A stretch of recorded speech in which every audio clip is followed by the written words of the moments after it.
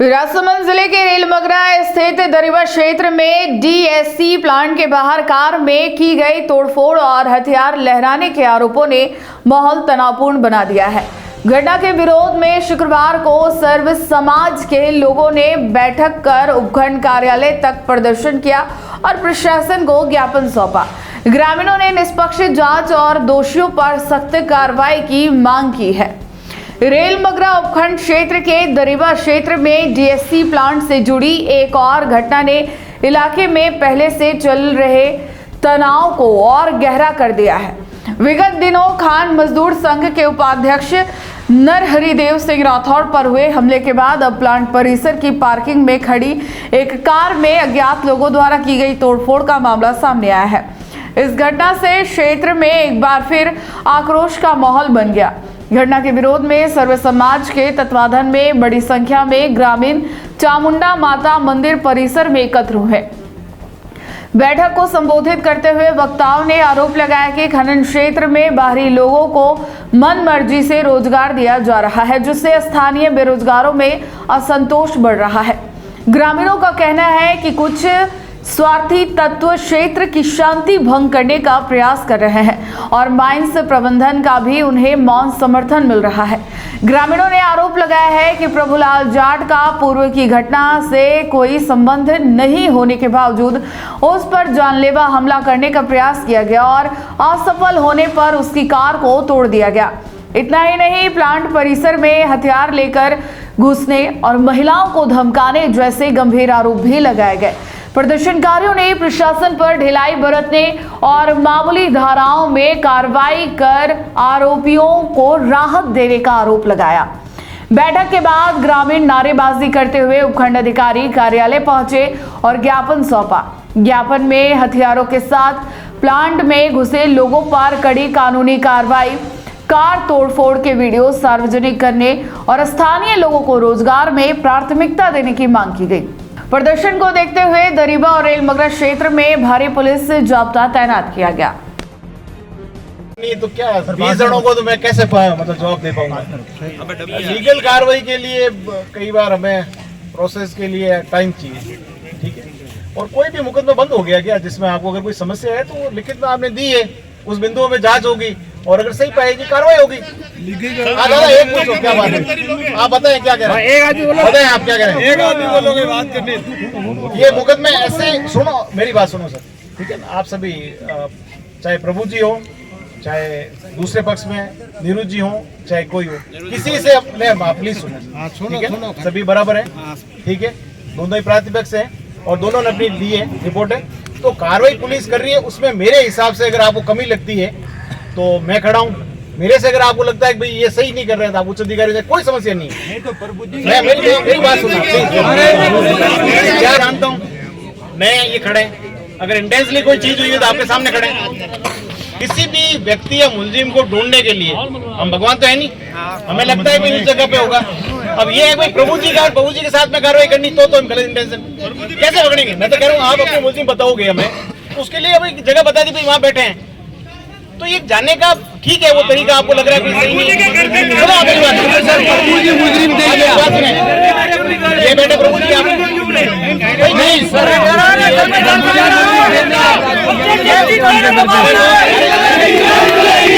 और वो पीछे मंच है क्या उसमें, और उन्होंने बोला है कि मारेंगे, अभी यहाँ पे नौकरी आके बता दो मारेंगे, तो हमारे को जो क्या उसकी वहाँ की जो सेफ्टी है। एक को जवाब दो।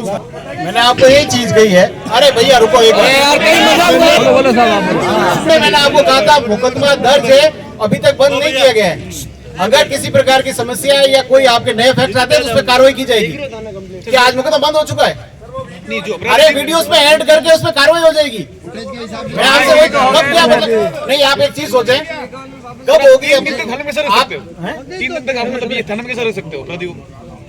3 दिन तक आप मतलब थाने में कैसे रह सकते हो? अब एक आप चीज सुनो आप प्लीज, अनुसंधान कैसे किया जाए वो कह रहे हैं, क्या करें वो प्लीज पुलिस को करने दें, ठीक है ना। और लीगल कार्रवाई होगी, किसी को अलीगल नहीं किया जाएगा, इतना विश्वास रखें आप प्लीज, ठीक है। हाँ, और एक आपने जो कह रहे थे कि जिंक वाली नहीं है, जिंक की भी एफआईआर दर्ज हो चुकी है, ठीक है। थोड़ा विश्वास रखें प्लीज। और पुलिस को अगर आप शांतिपूर्ण रहेंगे तो कार्रवाई जल्दी होगी।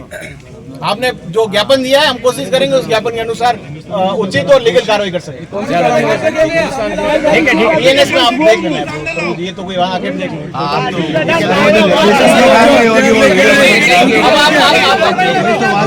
धरना प्रदर्शन ज्ञापन की हुई, क्या कारण रहा?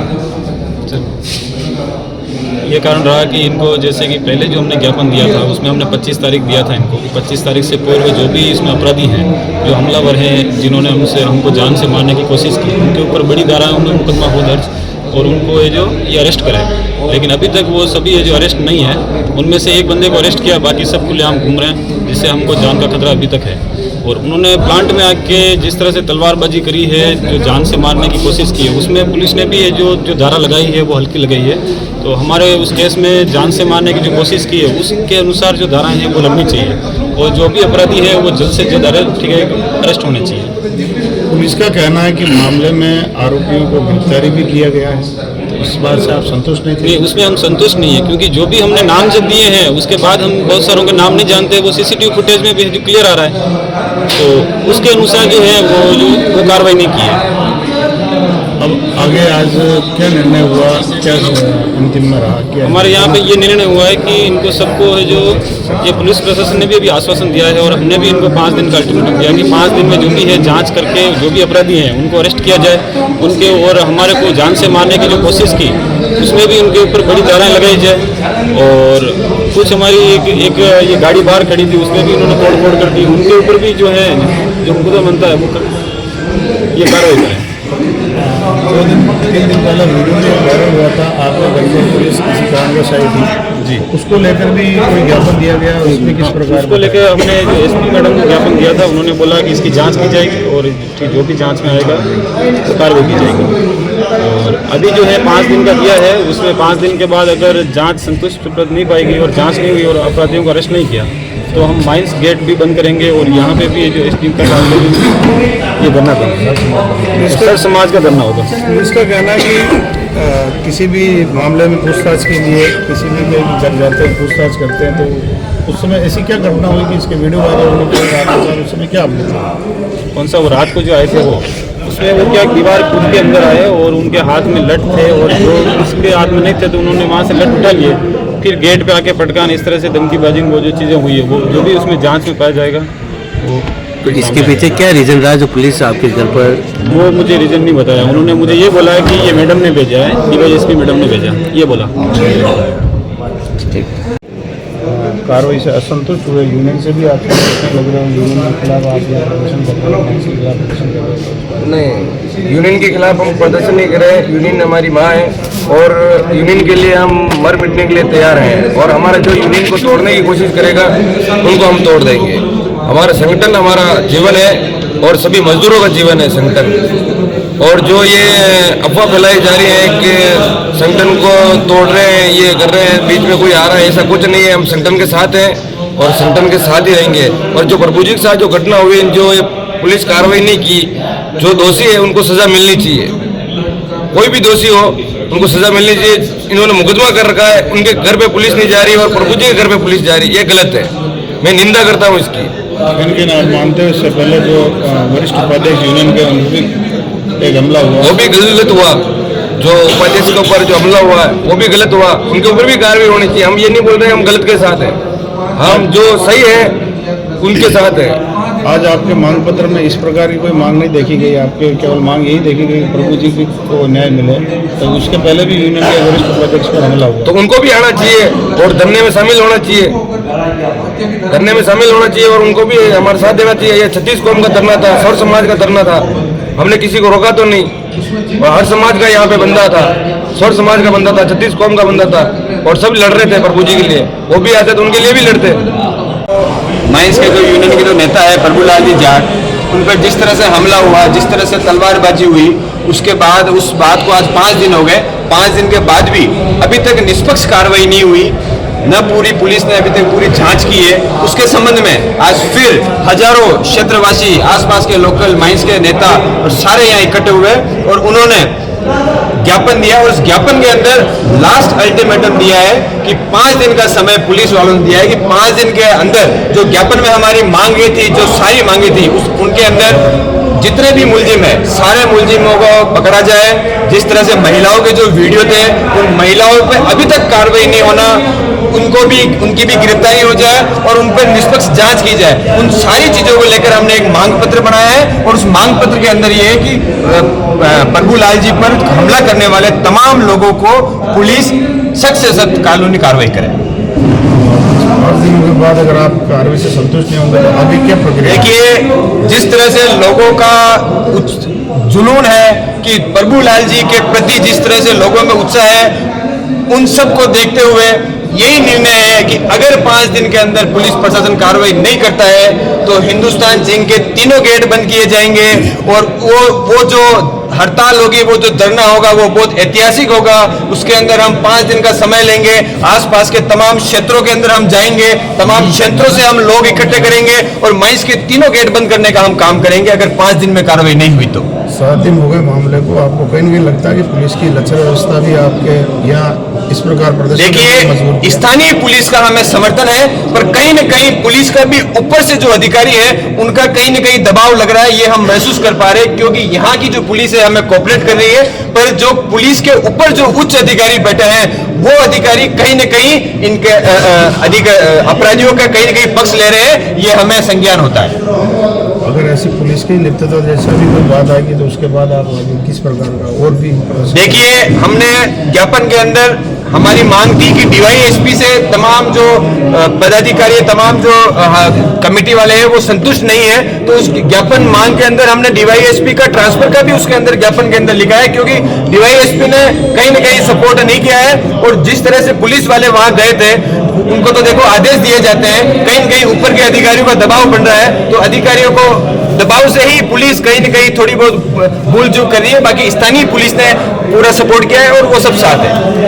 और जैसा कि आरएमपी से जुड़े हुए हैं, लोगों का मानना है कि अंत में हनुमान बेनीवाल जी जहाँ आते हैं वहाँ न्याय की लड़ाई समाप्त वहीं जाकर होती, तो क्या इस स्थिति में उन्हें भी यहाँ लाने तक? देखिए, कल हनुमान बेनीवाल जी ने खुद ने अपनी आईडी पर ट्वीट किया और ट्वीट भी किया और राजसमंद एसपी से भी बात की, उन्होंने उनसे बात होके उन्होंने ट्वीट किया। उसके बाद मेरी उनसे बात हुई, उन्होंने कहा कि तुम देख लो, अगर मांगे मनती है तो ठीक है, नहीं मनती है तो मैं भी मेरा समय देख लूंगा, उस समय के हिसाब से मैं आ जाऊंगा और सारी मांगे मनवा दूंगा। ये भी हनुमान बेनीवाल जी ने आश्वासन दिया है। जो प्रभुलाल जी जाट के साथ जो हमारे इस यूनियन के लीडर हैं, उनके साथ में अभी तलवारबाजी हुई, जो सारी घटना आपको ज्ञात है, अभी तक आरोपियों को गिरफ्तार नहीं किया गया। मैं ये कहता हूँ कि मान लो जो नीरू बन्ना के साथ में जो हाथापाई हुई है वो भी गलत हुई है, और प्रभु जी के साथ में तलवारबाजी करके एक हत्या का प्रयास किया गया। सोचिए, आप खुद मीडिया के माध्यम से, आप मीडिया वाले हैं, अगर मान लो प्रभु जी उस टाइम अगर मौजूद मिल जाते हैं तो क्या घटना होती प्रभु जी के साथ? तलवार से यूँ मान लो कि उनका सिर, हाथ पैर काट दिया जाता। तो प्रभु जी के ऊपर जो इनका जो मुकदमा है उनमें सिर्फ आप शांति भंग में 151 पाबंद करके उनको छोड़ना बिल्कुल न्यायोचित नहीं है। उनके खिलाफ कार्रवाई होनी चाहिए और जो भी मुलजिम है उनको तुरंत गिरफ्तार करके, हमारी कमेटी जो भी यहाँ की स्थानीय लोग हैं, जनप्रतिनिधि हैं और जो संघर्ष समिति है, उसने निर्णय लिया कि 5 दिन का अल्टीमेटम दिया है। 5 दिन के अंदर अगर आरोपियों को गिरफ्तार करके उनको सजा नहीं दिलाई जाती है तो फिर ये सारे लोग जिंक का गेट बंद करने के लिए तैयार हैं। और दूसरी चीज़, अभी प्रशासन के बारे में सुनने में आया है कि पुलिस वाले जो प्रभु जी के घर पे गए हैं रात को, तो वो शांतिपूर्ण भी जा सकते थे, प्रभु जी को बुला लेते, प्रभु जी खुद आ जाता है ना। पर रात के अंधेरे में जाके उनके घर पे जाना कितना उचित है? दूसरी बात, अगर उनको जाना ही था तो दिन में जाते, और अगर मान लो प्रभु जी के घर पे सीसीटीवी कैमरे नहीं होते और इनके साथ कोई घटना हो जाती तो उसका जिम्मेदार कौन होता? ये सवाल मैं प्रशासन करना चाहता हूँ कि ये हमें संतुष्टिपूर्ण जवाब दे। तो क्या आप मानते हैं कि पुलिस का प्रभुलाल जो मुकदमा दर्ज कराया उसको लेकर संवेदनशीलता नहीं है पुलिस में? बिल्कुल, अभी तक वर्तमान परिप्रेक्ष्य में ऐसा लग रहा है कि पुलिस एक तरफा कार्रवाई कर रही है, दूसरी तरफ से कार्रवाई नहीं कर रही है। अगर क्या पुलिस इनके साथ, प्रभु जी के साथ घटना हो जाती है उसके बाद कार्रवाई करती क्या?